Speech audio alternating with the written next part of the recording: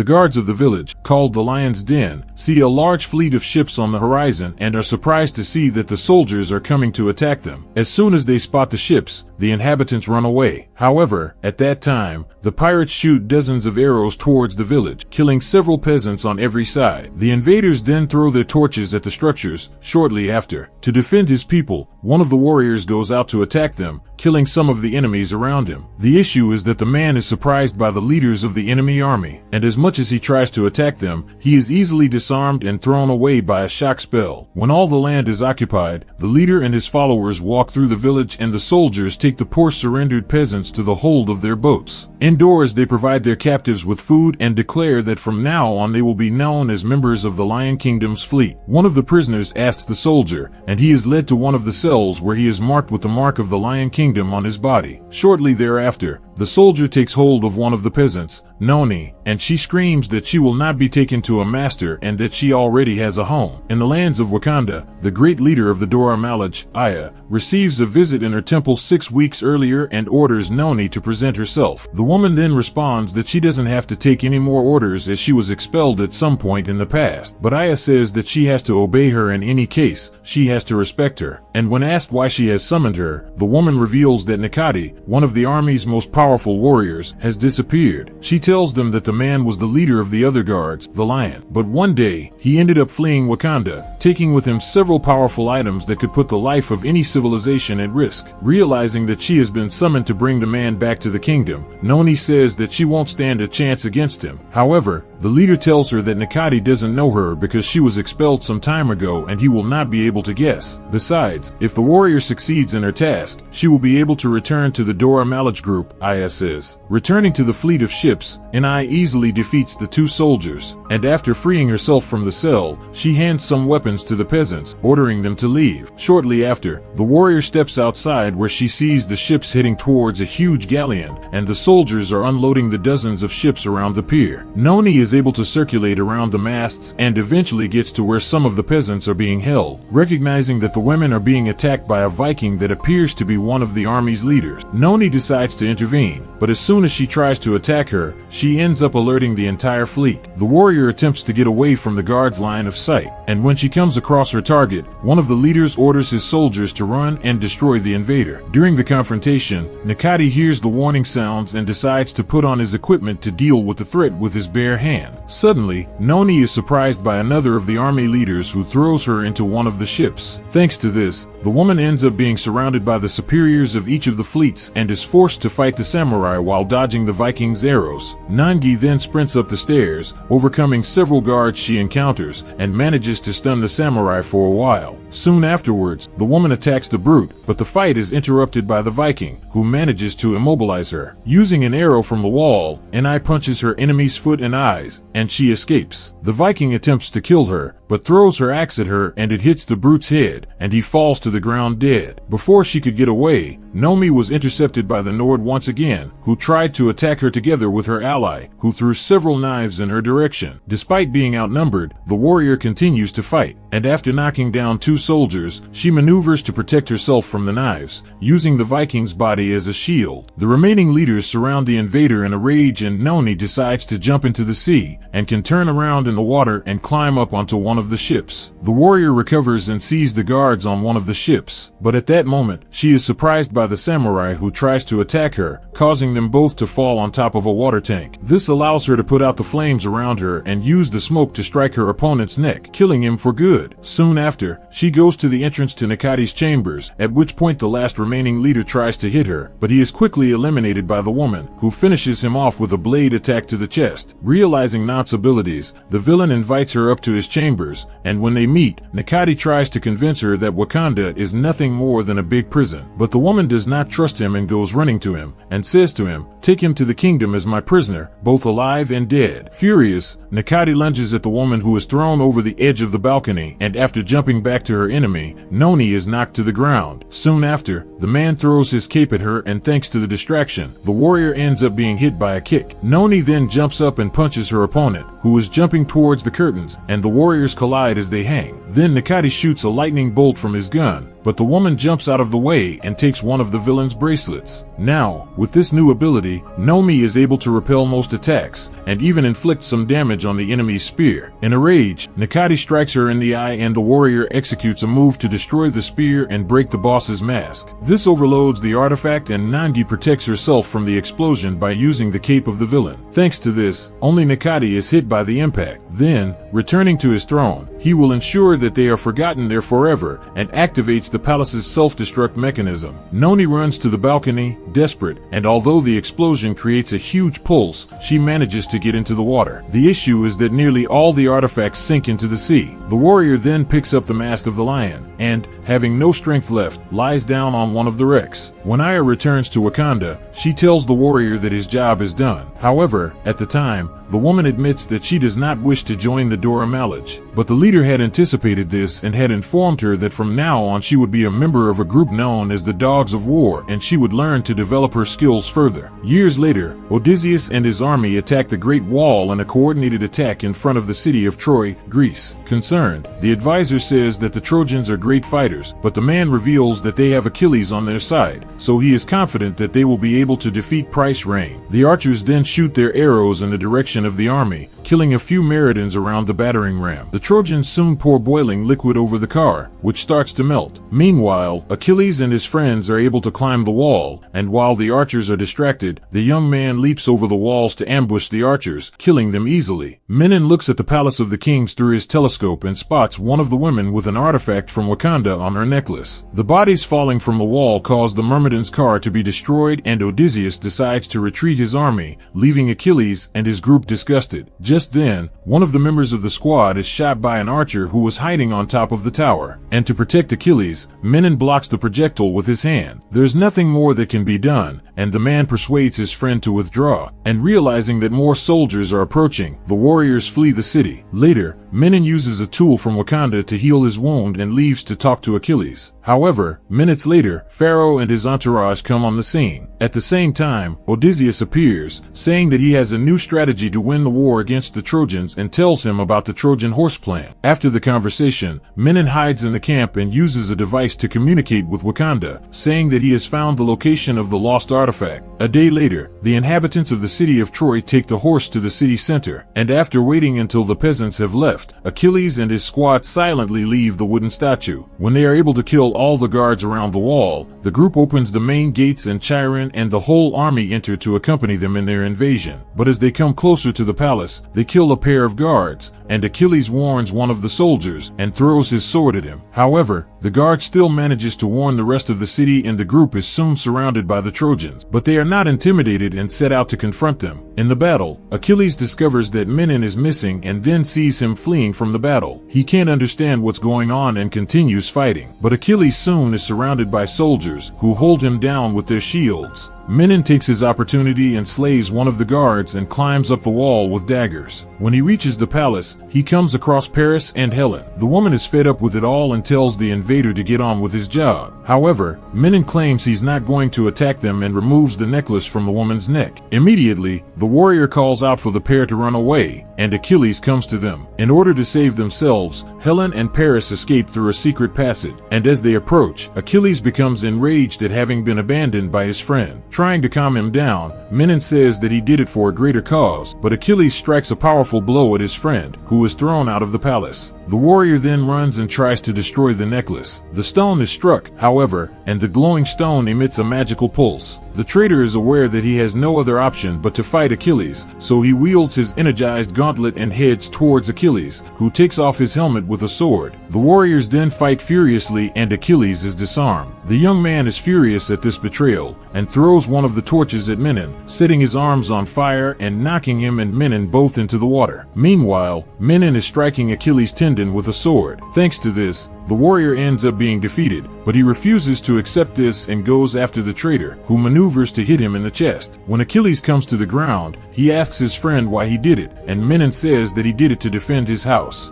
Achilles then loses his life in the arms of his friend, who puts a pair of coins in his eyes so that the boatman can be compensated for taking his soul away. Menon is able to retrieve the artifact and heads back to Wakanda. And 6 months later, he talks to Noni, who has become director of the War Dogs. At this point, it is revealed that Menon's real name is Bikai, and he admits that after 9 years of living another life to complete his mission, he feels that this is no longer his place. On hearing this, Nomi says that in order for her warrior to find his true home, he must know what he wants for his life. And by looking at the necklace he won from Achilles, Kai understands what he must do from now on. It is a morning snowstorm in 1400 BC China, many years later, and Basha gets up and gazes at his companion one last time before he departs. The man makes his way to a dragon statue which is used as a religious symbol by the people of the village and tries to remove the artifact that is stuck in its mouth. However, the object seems to be stuck in. Noticing that a pair of guards are approaching, he decides to steal the whole statue, hiding it under his cloak. The issue is that before he can depart the scene, the man is hit by a gale, and the guards are able to see the stolen statue. Boza crosses the village gates in a cart and runs down the stairs to get away, jumping onto one of the roofs. And after escaping, he goes to the place where his aircraft was hidden. Basha then calls Captain Ebo to say that he is already en route back to Wakanda with the artifact that was the mission's target. When he arrives in the kingdom, he meets Werig again, and Captain Ebo says that the warrior has acted recklessly, causing more trouble than he should have. But Basha doesn't care about any of this and tells him that, despite all this, he was able to come back with the artifact. Shortly after, the captain and his warrior go to the artifact storage room, where they are surprised by Counselor Rakim, who sets the dragon's head on one of the pedestals. In the hangar,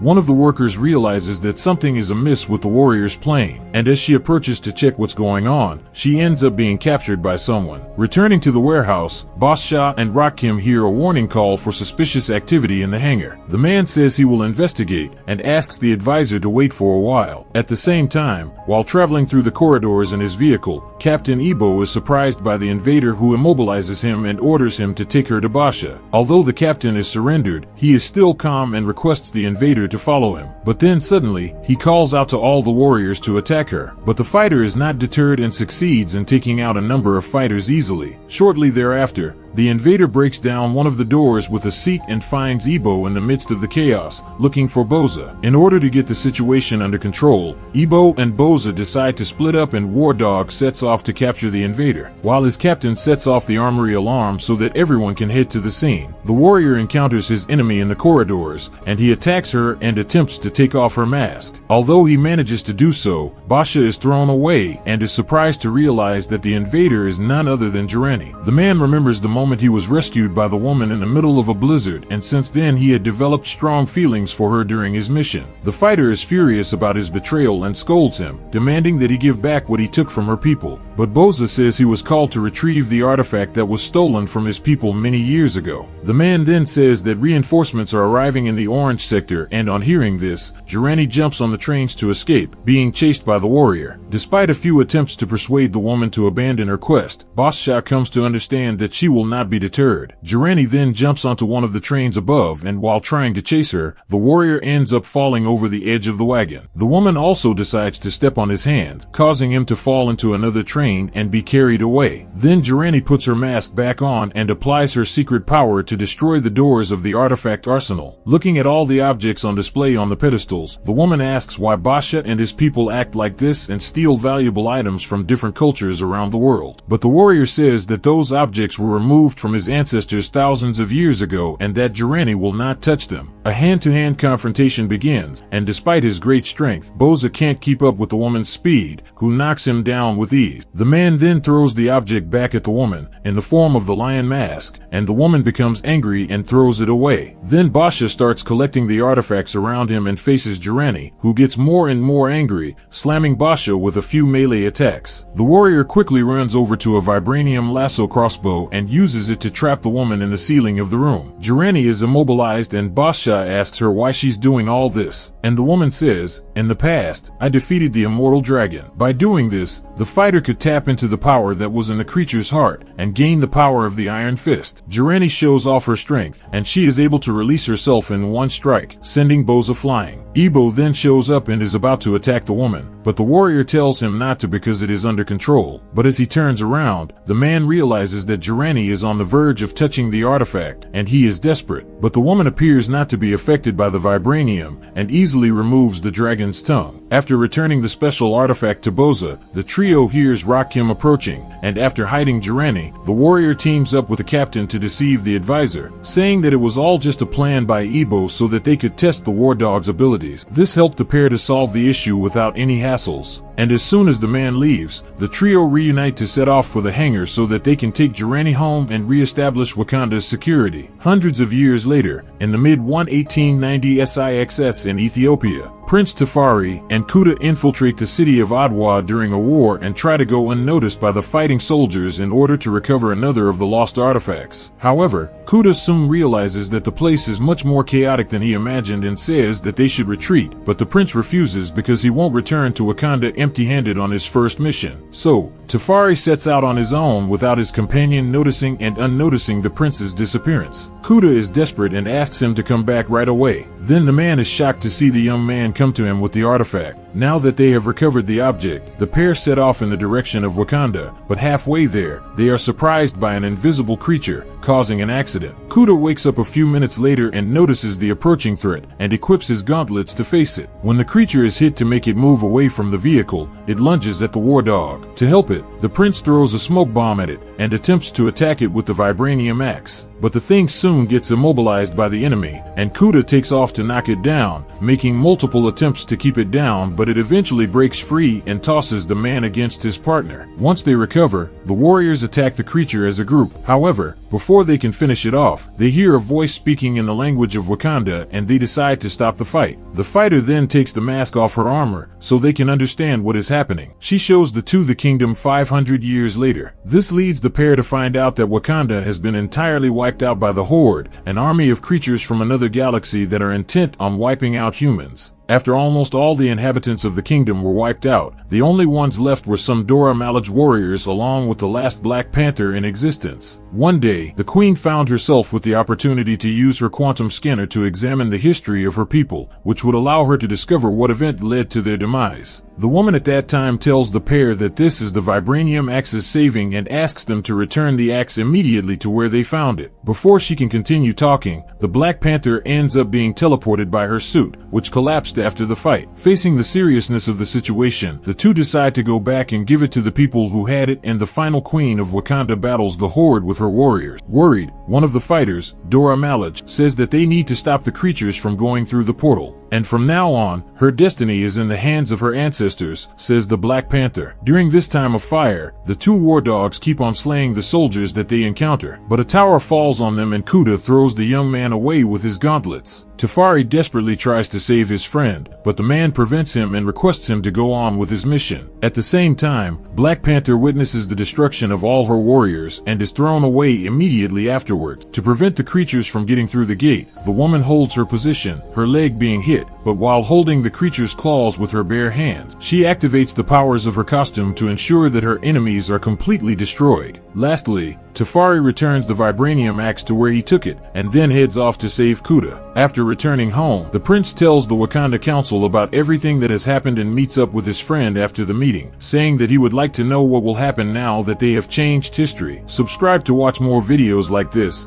leave a comment about your favorite movie, and we will make it next. Thanks for watching.